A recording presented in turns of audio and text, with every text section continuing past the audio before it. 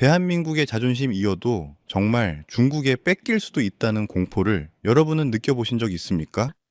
22년 전부터 이어도를 노리고 항해 문건을 조작해온 중국. 급기야 중국 국무원은 28년 차 베테랑 분석관에게 이어도 강제 탈환 전략을 수립하라는 극비 명령을 내립니다. 하지만 90일간의 조사 결과는 중국 수뇌부의 뒤통수를 쳤습니다. 국제법, 역사적 증거, 전 세계의 민심까지 모든 진실이 오직 대한민국만을 가리키고 있었기 때문입니다. 거짓 보고서를 쓸 수 없었던 분석관은 결국 목숨을 건 선택을 합니다. 중국은 결코 한국을 이길 수 없다는 자백에 가까운 진실의 문건을 남긴 것입니다.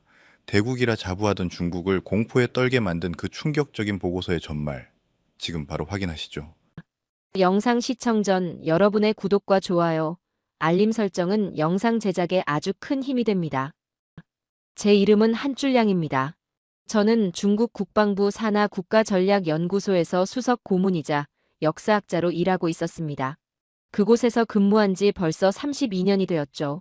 제 일은 간단히 말해 지도를 들여다보고 오래된 문서를 읽으며 바다의 어느 지점이 왜 중국 영토인지 설명하는 보고서를 작성하는 일이었습니다. 그 일을 32년 동안 단 하루도 빠짐없이 해왔습니다. 그러던 어느 날 아침 상황이 완전히 달라졌습니다. 책상에 앉아 자료를 정리하고 있는데 긴급 뉴스가 흘러나왔습니다. 중국 국방부가 공식 성명을 발표한 것이었습니다. 대변인이 수십 대의 카메라 앞에 서서 단호하게 말했습니다. 그 오만한 철탑을 즉각 철거하라. 그 한마디에 전 세계 언론의 시선이 한반도 최남단, 수면 아래 잠겨있는 작은 암초로 쏠렸습니다. 바로 이어도였습니다. 이어도는 섬이 아니었습니다. 사람이 발을 디딜 수 있는 땅도 아니었죠. 만조대면 수면 아래 약 4m 반 깊이에 잠기는 동아시아에서도 파도가 거칠기로 유명한 바다 한가운데의 암초였습니다. 그런데 한국이 그 위에 거대한 구조물을 세웠습니다. 높이 76m, 거센 파도를 뚫고 수직으로 솟아오른 철제 해양 연구 기지였습니다. 그리고 우리 정부는 그 구조물을 즉각 철거하라고 요구하고 있었습니다. 카메라 셔터 소리와 기자들의 타자 소리가 이어지는 가운데 제 전화기가 울렸습니다. 평범한 전화가 아니었습니다. 중국 최고 권력 기관인 국무원에서 내려온 직접 지시였습니다. 전략 보고서를 작성하라는 명령이었죠. 단순한 배경 설명 자료도 학술 분석 보고서도 아니었습니다. 실제로 실행 가능한 계획, 구체적인 행동 방안을 담은 보고서였습니다. 90일 안에 이어도를 되찾을 수 있는 국가 전략을 마련하라는 명령이었습니다. 90일 내에 이어도 탈환을 위한 국가 전략 보고서를 완성하라. 명령은 분명했습니다. 저는 2번 읽었고 곧바로 수락했습니다. 32년 동안 바로 이런 순간을 위해 자료를 쌓아왔기 때문이었습니다. 제 책장에는 두툼한 보고서가 수십 편 꽂혀 있었고 그 결론은 모두 같았습니다. 이어도와 그 주변 해역은 역사적으로 중국의 것이라는 주장 말이었습니다. 저는 자신이 있었습니다. 준비도 되어 있다고 믿었습니다. 우리가 반드시 이길 것이라고 확신하고 있었습니다. 제가 말하는 이긴다는 것은 군대를 보내는 의미가 아니었습니다. 영토 분쟁에서의 승리는 법적, 역사적, 현실적 근거를 단단히 쌓아 국제사회가 결국 우리 손을 들어줄 수밖에 없게 만드는 것이었습니다.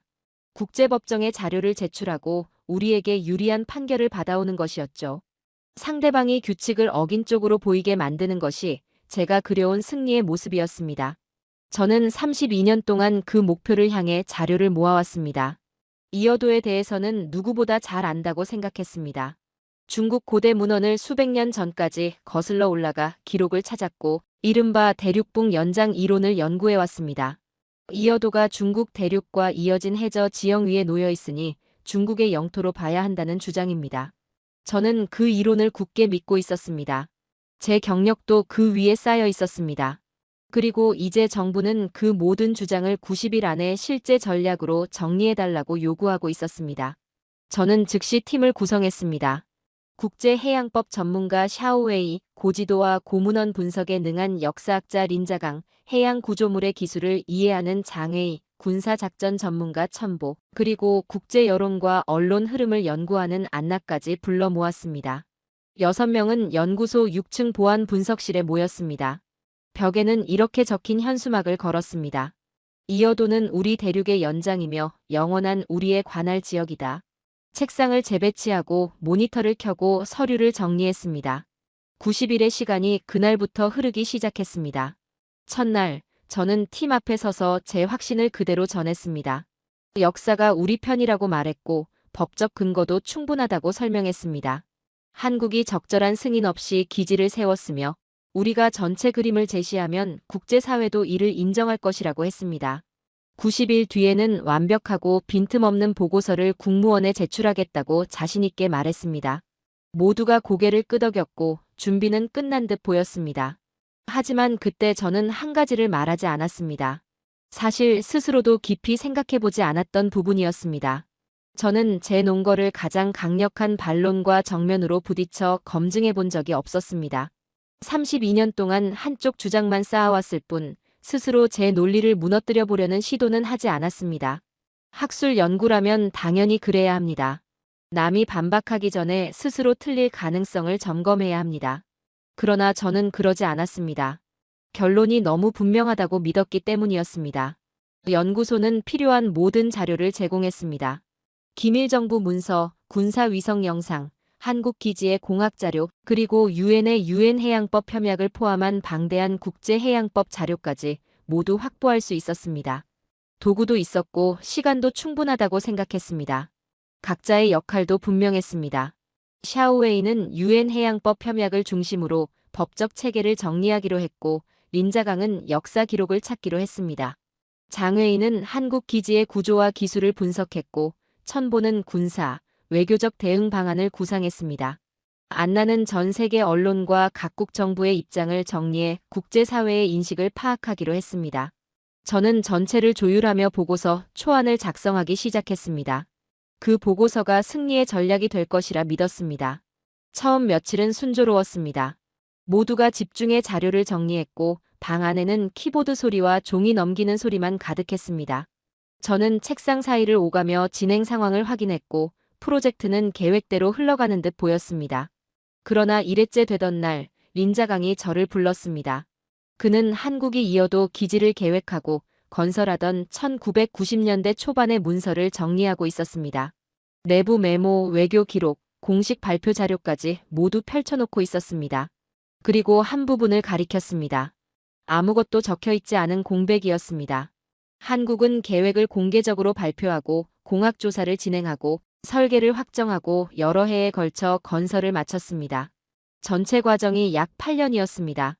우리가 관할권을 주장하는 해역에서 그렇게 눈에 띄는 활동이 8년 동안 이어졌던 것입니다.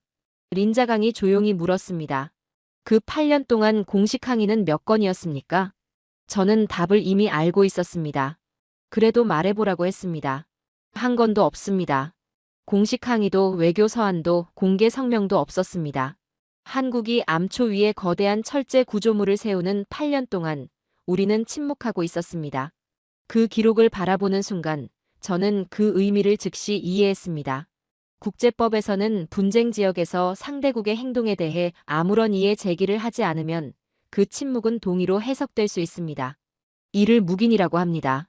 보고도 알면서 항의하지 않았다는 뜻입니다. 그리고 묵인이 성립되면 나중에 반대했다고 주장하기는 매우 어렵습니다. 우리는 기지가 완공된 뒤에야 항의를 시작했습니다. 법적 관점에서 보면 가장 불리한 순서였습니다. 기지는 이미 서 있었고 우리의 침묵은 기록으로 남아 있었습니다. 테이블 위에 놓인 그 공백은 단순한 빠진 문서 한 장이 아니었습니다. 우리 논리의 한가운데 뚫린 구멍이었습니다.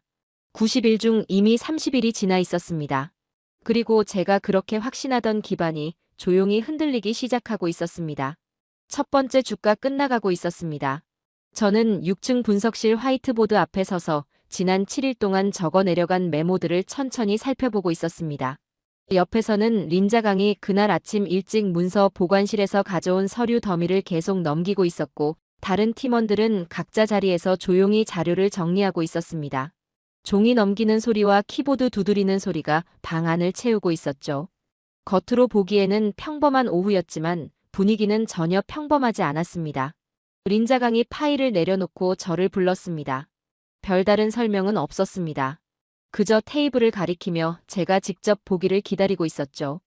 테이블 위에는 1990년대 초부터 시작된 공식 정부 문서들이 연도별로 정리되어 있었습니다.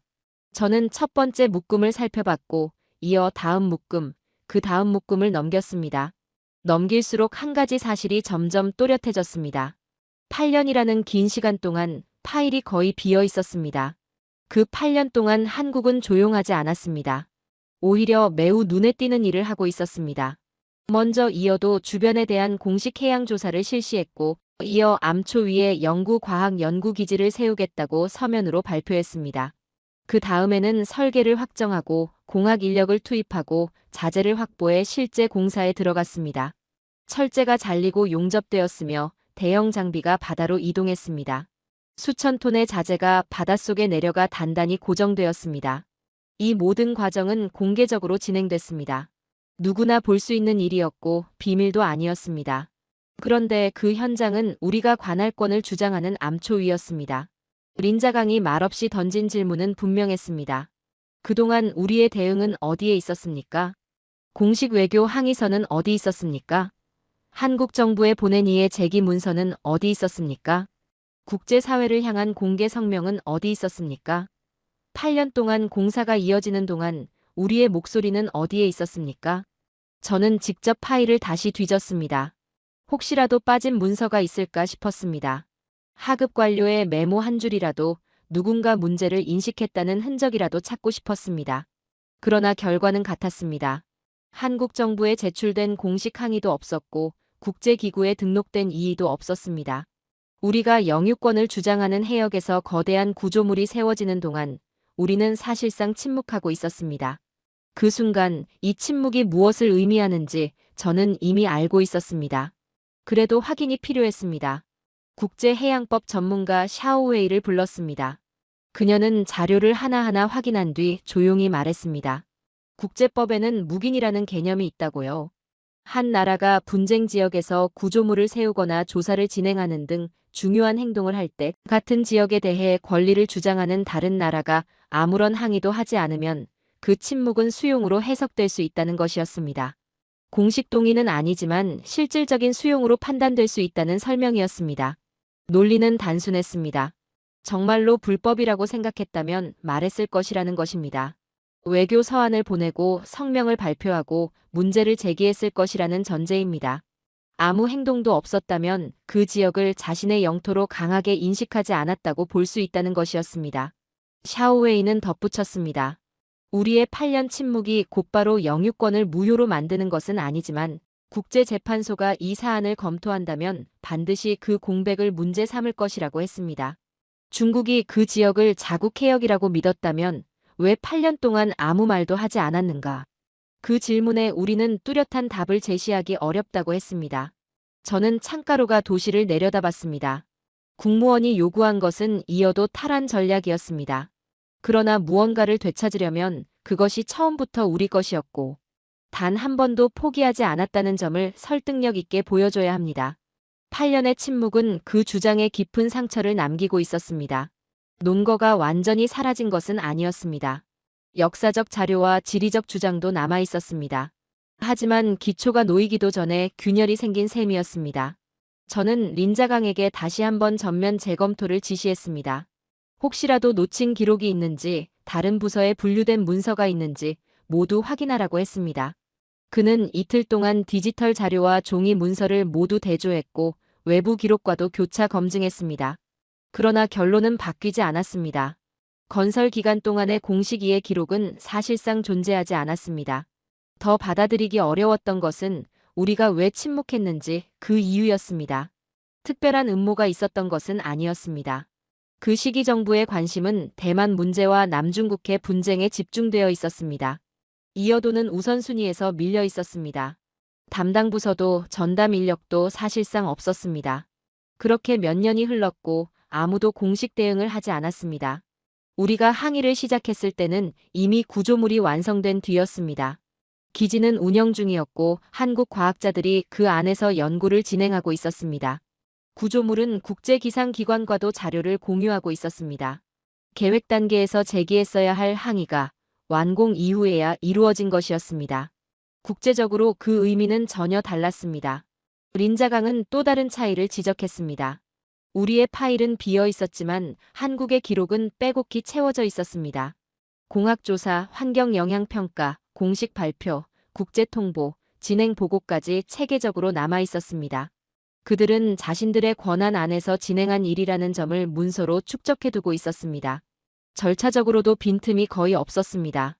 그날 저녁, 저는 화이트보드를 오래 바라봤습니다. 90일 중 이제 일주일이 지났을 뿐이었습니다. 그런데 이미 우리의 핵심 주장, 즉 이어도에 대한 권리를 지속적으로 행사해왔다는 전제가 흔들리고 있었습니다. 8년의 침묵은 사실이었습니다.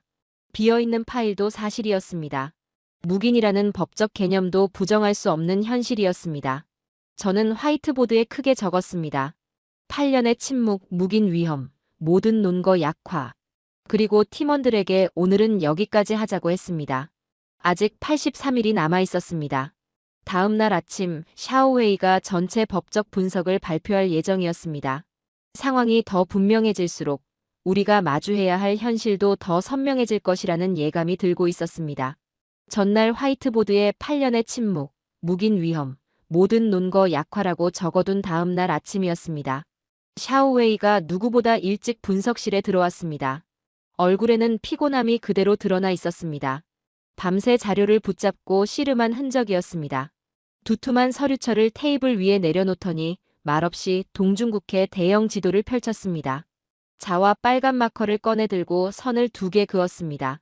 첫 번째 선은 한국 최남단 선마라도에서 이어도까지 곱게 이어진 선이었습니다. 옆에 숫자를 적었습니다. 149km. 두 번째 선은 중국 해안선에서 가장 가까운 지점에서 이어도까지의 거리였습니다. 287km. 마커 뚜껑을 닫고 저를 바라봤습니다. 설명은 필요 없었습니다. 숫자가 이미 모든 것을 말해주고 있었습니다. 이어도는 우리 해안보다 한국 해안에 거의 2배 가까이 더 가까웠습니다. 저는 늘 그 사실을 알고는 있었습니다. 하지만 그보다 더 강력한 논거가 우리에게 있다고 믿어왔습니다. 바로 대륙붕 연장 이론이었습니다. 제 경력의 상당 부분을 그 이론 위에 세워왔습니다. 이제 그 이론이 실제법의 기준을 견딜 수 있는지 확인해야 했습니다. 대륙붕 연장 이론은 단순합니다. 한 나라의 해안선 아래 바닷속 지형은 갑자기 끊어지지 않고 깊은 바다로 내려가기 전까지 완만하게 이어집니다. 이 수중 경사면을 대륙붕이라고 부릅니다. 그리고 그 위에 놓인 지형은 자연스럽게 그 나라의 연장으로 볼 수 있다는 주장입니다. 저는 여러 차례 글을 써서 이어도가 중국 대륙붕의 자연적 연장선 위에 놓여 있으며 이 지질학적 사실이 해안과의 거리보다 더 중요하다고 주장해왔습니다. 제가 설명을 마치자 샤오웨이가 조용히 말을 이었습니다. 그녀는 유엔이 채택한 유엔 해양법 협약부터 이야기를 시작했습니다. 1982년에 채택된 이 협약은 현대 국제 해양 질서의 기본 틀을 만들었고 전 세계 대부분 국가가 이를 따르고 있다고 했습니다. 국제재판소와 중재재판이 해양 경계 분쟁을 판단할 때 기준으로 삼는 법적 틀도 바로 이 협약이라고 설명했습니다. 그녀는 국제 판례를 전부 검토했다고 했습니다. 국제사법재판소 판결, 국제중재 사례, 그리고 협약 체계 안에서 해결된 양자 분쟁까지 모두 살펴봤다고 했습니다. 그리고 저에게 물었습니다. 1982년 이후 대륙붕 연장 이론을 주된 근거로 해양 경계 분쟁에서 승소한 사례가 몇 건이나 있었습니까? 답은 단 한 건도 없었습니다. 수십 년 동안 어느 국제 법원도 대륙붕 연장 이론을 결정적 기준으로 채택하지 않았습니다. 각국이 이 주장을 제기한 적은 있었지만 법원은 일관되게 다른 기준을 적용해왔습니다. 법적으로는 존재하는 논거이지만 실제 판결에서 힘을 발휘한 적은 없다는 것이었습니다. 주된 주장으로 삼기에는 매우 약한 카드였습니다. 저는 잠시 말을 잃었습니다.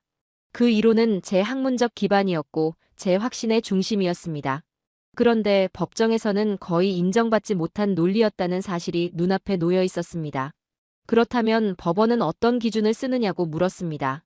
샤오웨이는 지도 위에 두 선을 다시 가리켰습니다. 그리고 세 번째 선을 그었습니다. 중국과 한국 해안선 사이에서 정확히 같은 거리에 있는 지점을 연결한 선이었습니다. 이른바 중간선 원칙 또는 등거리 원칙이라고 불리는 방식이라고 했습니다. 개념은 단순했습니다. 두 나라가 바다를 두고 분쟁을 벌일 경우 해안선에서 같은 거리에 있는 선을 기준으로 경계를 정하는 방식입니다. 국제재판에서 가장 자주 그리고 일관되게 적용된 기준이라고 했습니다. 그 선을 따라가 보니 이어도는 분명히 한국 쪽에 위치해 있었습니다. 애매한 수준이 아니었습니다. 눈에 띄는 차이였습니다. 만약 국제재판이 열린다면 그리고 법원이 기존 판례대로 중간선 원칙을 적용한다면 이어도는 한국 관할 수역 안에 놓이게 됩니다. 우리의 대륙북 논거는 그 결과를 뒤집기 어려웠습니다. 법원은 이미 여러 차례 그 논거에 결정적 의미를 두지 않겠다는 입장을 보여왔기 때문입니다. 저는 한동안 지도를 바라보고 서 있었습니다. 그동안 저는 지질학적 논리가 법적 기준을 넘어설 수 있다고 스스로를 설득해왔습니다. 하지만 판례를 하나하나 확인하고 나니 더는 그렇게 말하기 어려웠습니다. 대륙북 연장 이론은 우리를 구해주지 못할 것이었습니다. 샤오웨이는 한 가지를 더 지적했습니다. 한국의 주장이 무엇인지 정확히 보라는 것이었습니다. 한국은 이어도가 자국 영토라고 주장하지 않았습니다. 섬이라고 선언하지도 않았고 행정구역으로 편입하겠다고 한 것도 아니었습니다. 국기를 꽂고 주권을 주장한 것이 아니었습니다. 그보다 훨씬 신중하고 제한된 주장이었습니다. 한국은 이어도가 자국의 배타적 경제 수역 안에 있으며 그 수역 안에서 과학조사와 연구시설 운영을 할 권리가 있다고 주장하고 있었습니다. 유엔 해양법 협약에 따르면 한국과는 해안선에서 200캐리까지 배타적 경제 수역을 설정할 수 있습니다. 그 수역 안에서는 어업, 해저 자원 개발, 과학조사, 그리고 관련 구조물 설치에 대한 권리를 가집니다. 한국의 주장은 바로 그 범위 안에 있었습니다. 암초 자체를 영토로 삼겠다는 것이 아니라 해당 수역에서 활동할 권리를 행사하겠다는 것이었습니다. 이 점이 매우 중요했습니다. 영토 분쟁이 아니라 배타적 경제수역 관할권 문제로 틀을 설정한 것이었습니다. 그리고 중간선 원칙을 적용하면 이어도는 한국 수역 안에 들어갑니다. 즉, 한국은 협약이 허용하는 범위 안에서 연구기지를 세운 셈이었습니다. 우리는 그 구조물을 불법이라고 규정하고 철거를 요구하고 있었습니다. 그러나 우리의 주장은 국제 판례에서 힘을 얻지 못한 대륙붕 이론에 의존하고 있었고 여기에 8년의 침묵이라는 약점까지 더해져 있었습니다. 저는 그 상황을 이렇게 느꼈습니다. 우리는 모래 위에 서 있었고 한국은 단단한 콘크리트 위에 서 있는 듯 했습니다. 샤오웨이가 서류철을 덮었습니다. 방 안은 조용해졌습니다.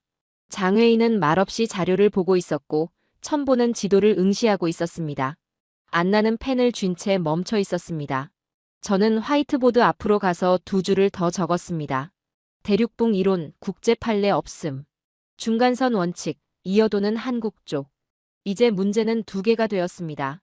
역사적 주장에는 8년의 공백이 있었고 법적 주장에는 판례의 지지가 없었습니다. 90일 중 이제 겨우 2주 차였습니다. 시계에는 아직 70일이 남아 있었습니다. 그러나 저는 그날 처음으로 이 싸움이 단순한 전략 수립의 문제가 아니라는 생각을 했습니다. 우리가 세워온 논리 자체를 처음부터 다시 검토해야 하는 단계에 들어섰다는 느낌이었습니다. 다음 날 아침 8시 장웨이가 한국 기지 자체에 대한 분석을 발표할 예정이었습니다. 구조물이 어떻게 지어졌는지, 무엇을 하고 있는지, 그리고 그것을 철거한다는 것이 실제로 어떤 의미인지에 대한 보고였습니다. 저는 팀원 전원에게 8시까지 반드시 들어오라고 했습니다.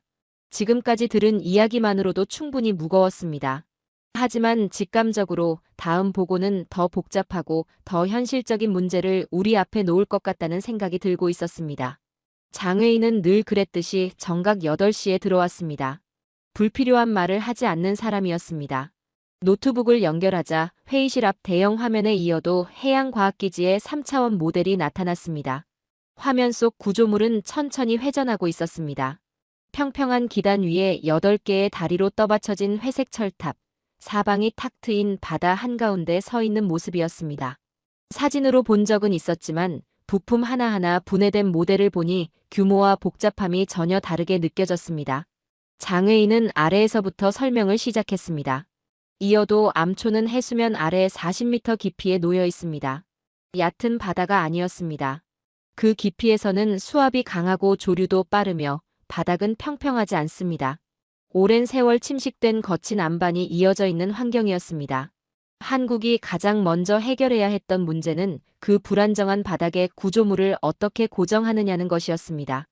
해류와 파도, 그리고 수천 톤에 이르는 구조물의 무게가 끊임없이 작용하는 조건이었습니다. 해법은 8개의 강철 다리였습니다. 각 다리를 안반 깊숙이 박아 고정했고 단순히 받치는 수준이 아니라 횡방향 힘까지 흡수하도록 설계되었습니다. 수십 년 동안 반복될 파도 충격을 계산해 넣은 구조였습니다. 그 위에 메인 플랫폼이 올라가고 그 위에 연구시설과 생활공간, 전력 설비, 통신 장비, 각종 관측 장비가 배치되어 있었습니다. 그리고 그 위로 철탑이 솟아올라 전체 높이는 수면 위 76m에 이르렀습니다. 장애인은 이렇게 말했습니다. 동아시아에서 태풍이 가장 잦은 해역 한가운데 수중 안반 위에 20층짜리 건물을 세운 것과 같습니다. 그 다음은 기상 조건이었습니다. 이어도 해역의 평균 파고는 5m를 넘습니다. 평균이 그렇다는 뜻이었습니다. 태풍이 지나갈 때는 10m를 넘고 최악의 경우 20m 이상까지 치솟습니다. 화면에는 20m 파도가 구조물 옆에 나란히 표시되었습니다. 플랫폼 높이와 거의 맞먹는 수준이었습니다. 기지는 초속 60m, 시속 약 215km에 달하는 태풍 바람과 20m를 넘는 파도를 견디도록 설계되어 있었습니다. 그리고 그 설계는 이론이 아니었습니다. 완공 이후 20년이 넘는 동안 실제로 여러 차례 태풍을 통과하며 검증된 결과였습니다. 장애인은 말했습니다. 지금까지 구조적 결함은 단 한 건도 없습니다. 용접 부위의 균열도 기둥의 변형도 없었습니다. 설계 의도대로 기능하고 있었습니다. 이것은 감탄이 아니라 분석 결과라고 했습니다. 우리가 전략을 세우려면 대상이 무엇인지 정확히 알아야 한다는 뜻이었습니다. 임시 구조물이 아니라 오랫동안 유지될 목적으로 세워진 연구시설이었습니다. 이 기지를 설계하고 시공한 기업은 현대중공업이었습니다. 조선과 해양 구조물 분야에서 세계적인 기술을 가진 회사였습니다. 해양 플랫폼 건설은 토목, 해양공학 가운데에서도 가장 까다로운 분야라고 했습니다. 설계 단계만 여러 해가 걸렸고 모든 부품은 부식과 태풍, 장기간 접근 불가 상황까지 고려해 제작되었습니다. 저는 그 자리에 앉아 있으면서 이것이 단순한 상징물이 아니라는 사실을 처음으로 실감했습니다. 몇 년간의 계획, 막대한 예산, 국가 차원의 의지와 기술이 결합된 결과물이었습니다. 장외인은 이어 기지의 기능을 설명했습니다. 기지에는 42종의 과학 관측 장비가 설치되어 있었습니다. 해수 온도, 수심, 파고, 풍속, 기압, 습도 등 다양한 해양, 대기 자료를 실시간으로 수집하고 있었습니다. 수집된 데이터는 육지로 전송되었습니다. 그 데이터는 한국의 기상, 해양 관련 기관으로 전달될 뿐 아니라 국제기상 네트워크와도 공유되고 있었습니다. 동중국해 한가운데 위치한 그 지점은 태평양에서 서쪽으로 이동하는 태풍을 조기에 관측하기에 매우 중요한 위치였습니다. 한반도, 일본, 그리고 중국 동해안으로 향하는 태풍이 대부분 그 근방을 지나갔습니다. 그 다음 장외인은 조용히 말했습니다. 중국 기상청도 이 데이터를 활용하고 있습니다. 저는 다시 물었습니다. 그는 고개를 끄덕였습니다.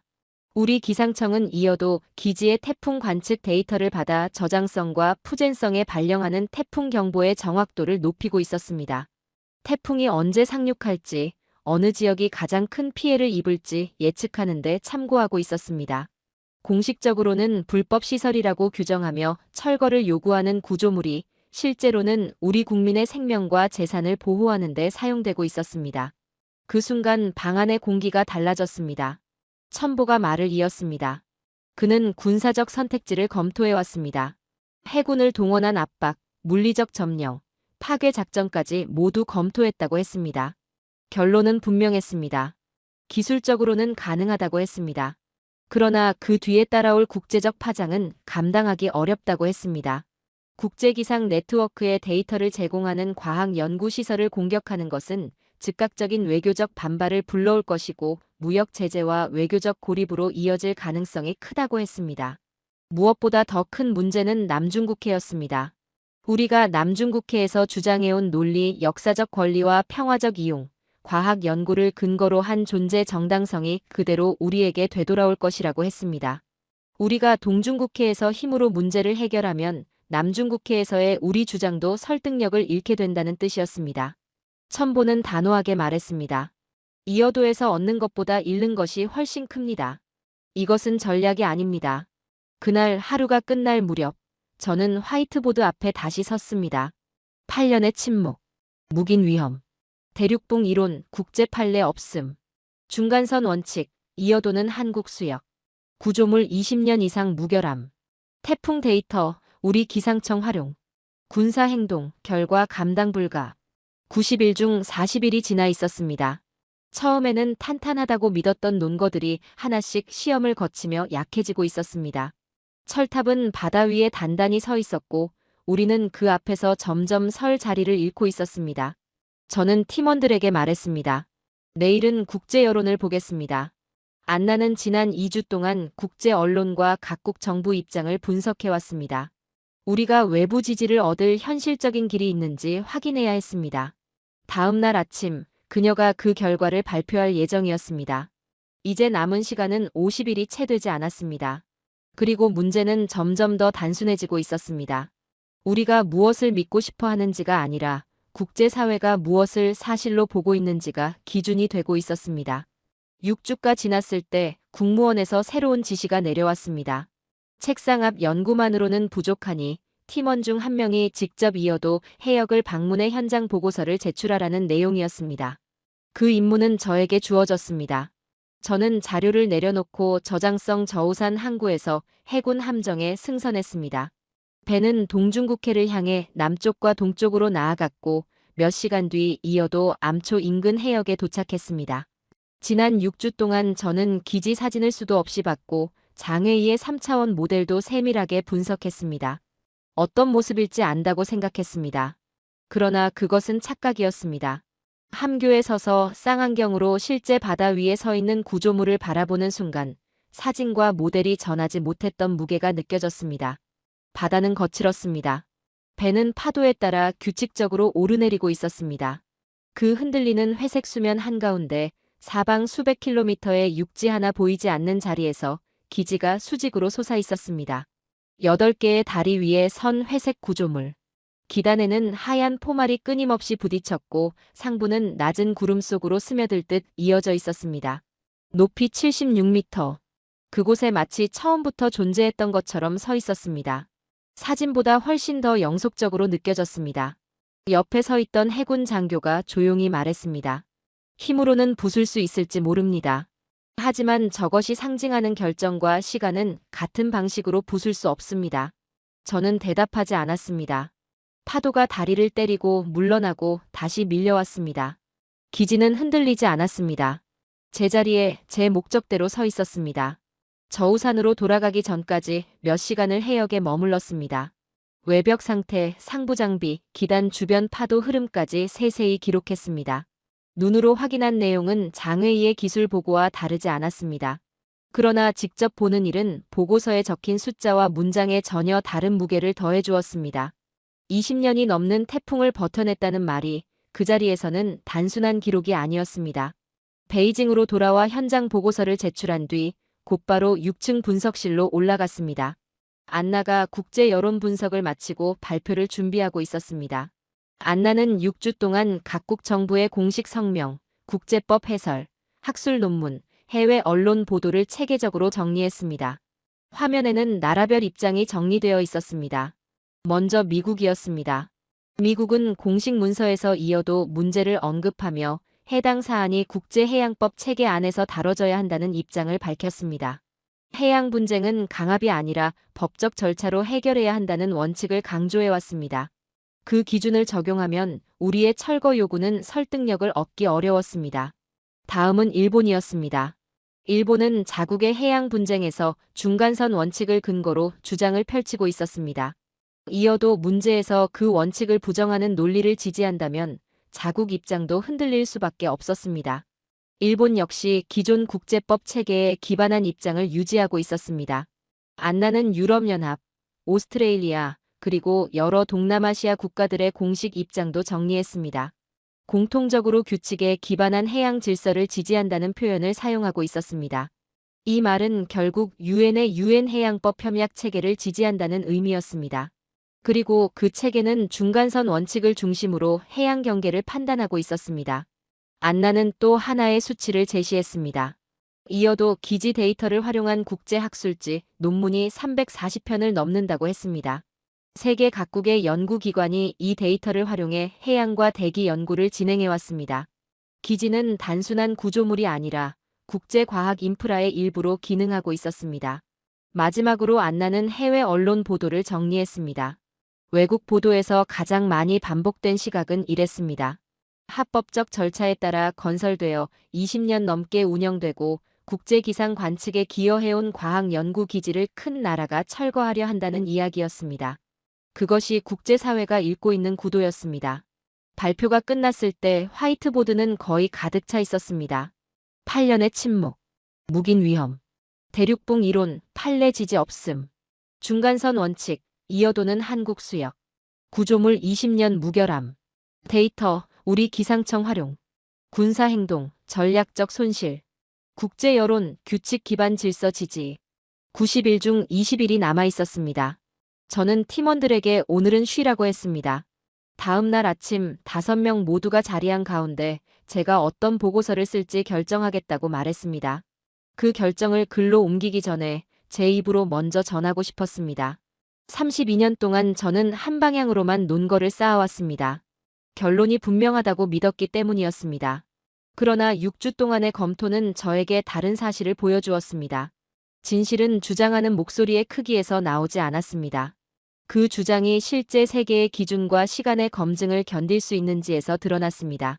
이어도 기지는 20년 넘는 태풍을 견뎌냈습니다. 그 바다 위에서 저는 한 가지를 인정하지 않을 수 없었습니다. 단단한 구조물만이 아니라 그것을 세운 판단과 절차 역시 쉽게 무너지지 않는다는 사실이었습니다. 그리고 그 앞에서 저는 처음으로 우리가 무엇을 보고서에 써야 하는지에 대해 생각하기 시작했습니다. 다음 날 아침 제가 회의실에 들어가기 전부터 5명 모두 자리에 앉아 있었습니다. 샤오웨이, 린자강, 장웨이, 첨보, 그리고 안나. 누구도 말을 하지 않았습니다. 제 뒤 화이트보드에는 지난 70일 동안 우리가 확인한 사실들이 빼곡히 적혀 있었습니다. 저는 그 앞에 서서 말했습니다. 전략 보고서는 쓰지 않겠습니다. 진실을 쓰겠습니다. 그 말의 의미를 분명히 설명했습니다. 국무원은 이어도 탈환 계획을 요구했습니다. 그러나 저는 우리가 실제로 확인한 사실을 그대로 기록하겠다고 했습니다.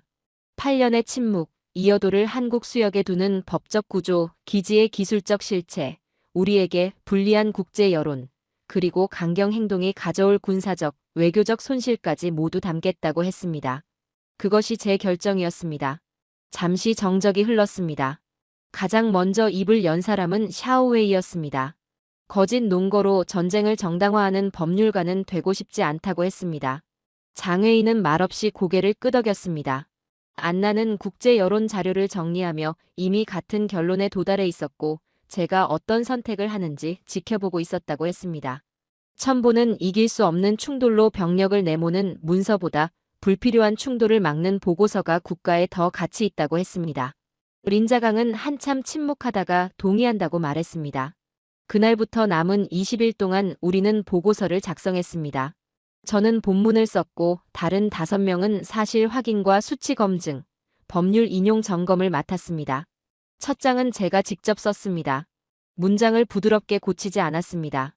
이어도는 단순한 수중 암초가 아니라 한국이 30년에 걸쳐 지속적으로 추진해온 국가 사업의 결과라고 썼습니다. 그리고 우리는 한국이 건설을 진행하던 시기에 아무 대응도 하지 않았다고 명확히 기록했습니다. 8년의 침묵을 해마다 나열했습니다. 그 기간 동안 한국이 무엇을 했는지, 그리고 우리가 무엇을 하지 않았는지를 적었습니다.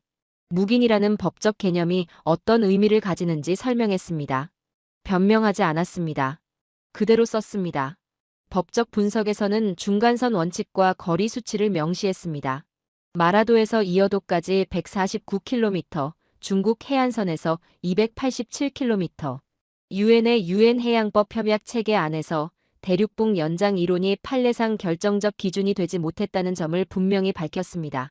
한국이 영토 주장이 아닌 배타적 경제 수역 관할권 문제로 접근한 것은 법적으로 설득력이 있다고 적었습니다.